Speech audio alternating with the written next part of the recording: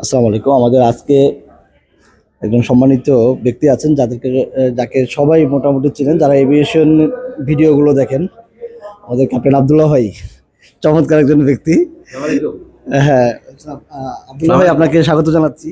আপনাকেও স্বাগতম এবং আপনাকে আমি থ্যাংক ইউ দিচ্ছি যে আপনার সৌজন্যে আজকে আমার এই হেলিকপ্টার রাইডটা আমি যাচ্ছি এবং রুটটা আপনি তো বলেই দিবেন। আগেই বলে দিলেন আপনি, আমরা তো এটা সারপ্রাইজ রাখতে চেয়েছিলাম। আমাদের আব্দুল্লাহ ভাই হচ্ছেন, উনি দীর্ঘদিন বিমানের পাইলট ছিলেন। আমরা তাকে এভিয়েশনে, যেহেতু সে অনেকগুলো বিষয়, আমিও তার কন্টেন্টগুলো দেখতাম, চমৎকার কন্টেন্ট বানান। আব্দুল্লাহ ভাই, অনেকদিন পর তো এয়ারপোর্টে আসলেন, কেমন লাগছে বলেন তো?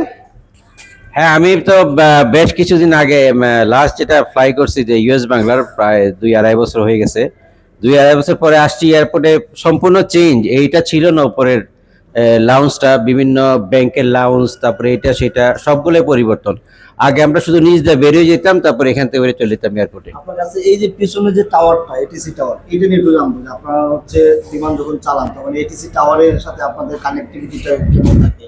এটা এই টাওয়ার থেকে কি কি অ্যাক্টিভিটিস হয় এটা একটু আচ্ছা, এটিসি টাওয়ারের কিন্তু আপনি দেখতেছেন স্তর আছে, উপরে, মাঝখানে, নিচে, সবার উপরে এবং যে মাঝখানে থাকে এখানে নর্মালি এটিসি টাওয়ার, গ্রাউন্ড, ওনারা থাকেন এখানে।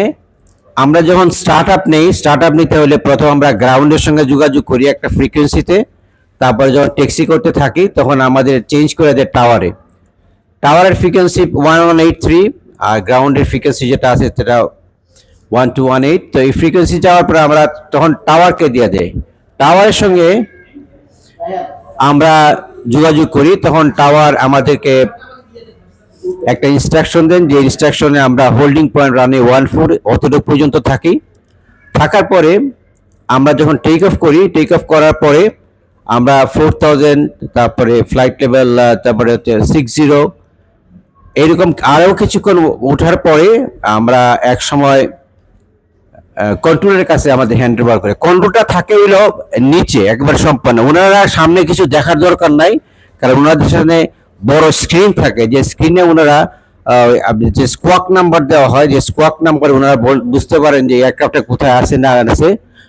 তো এই কন্ট্রোল হচ্ছে এই, তারপরে আমাদের যে ডেস্টিনেশন যেতে চাই সেই ডেস্টিনেশনে। কন্ট্রোলেরও আবার দুইটা পার্ট আছে, একটা সার্টেন লেভেলের মধ্যে আপনার একটা একটা ফ্রিকোয়েন্সিতে, তার উপরে গেলে আবার আরেকটা ফ্রিকোয়েন্সি, এরকম করলে ফ্রিকোয়েন্সি থাকে।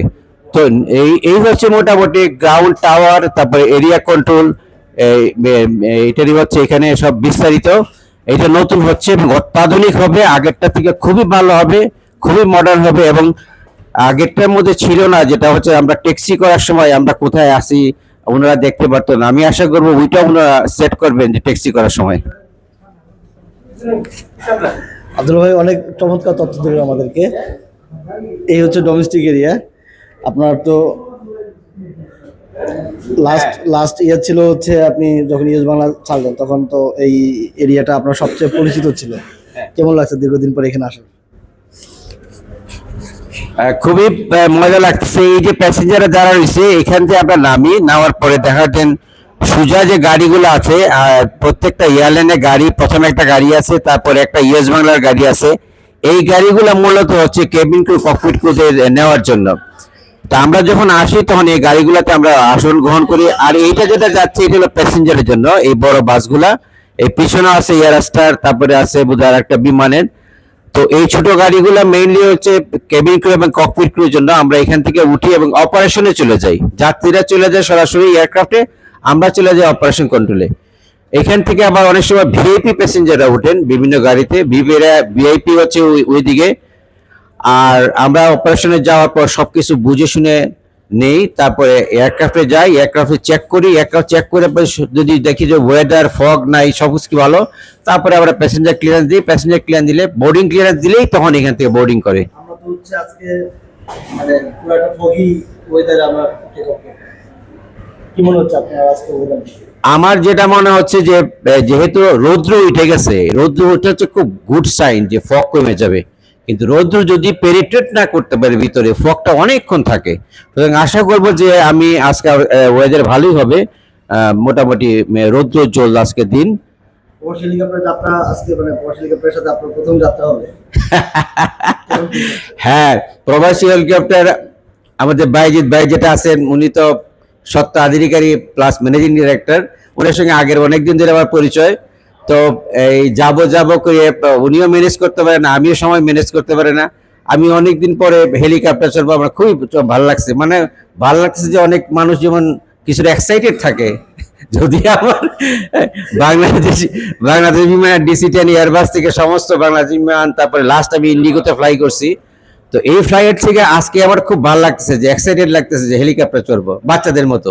আপনি তো পাইলট, আপনি মানে এটা তো সাধারণত যারা হচ্ছে ফ্লাইট করে নাই, বিমানে চড়ে নাই, তাদের জন্য অনেক ইয়ে থাকে আবেগের একটা বিষয়। কিন্তু আপনি তো নিয়মিতই মানে আপনার কাছে এটা আকাশ ওড়াটা আপনার জন্য একটা ইজি একটা বিষয় পাইলট। হ্যাঁ, আপনি এটা কি ভিন্নতা ফিল করছেন? আমি ভিন্নতা ফিল করছি এই জন্য, আমি জানি না পাইলটের রক্তের মধ্যে মনে হয় এটা সবার আছে। যেমন একটা এয়ারক্রাফট ল্যান্ড করলে একটা সাধারণ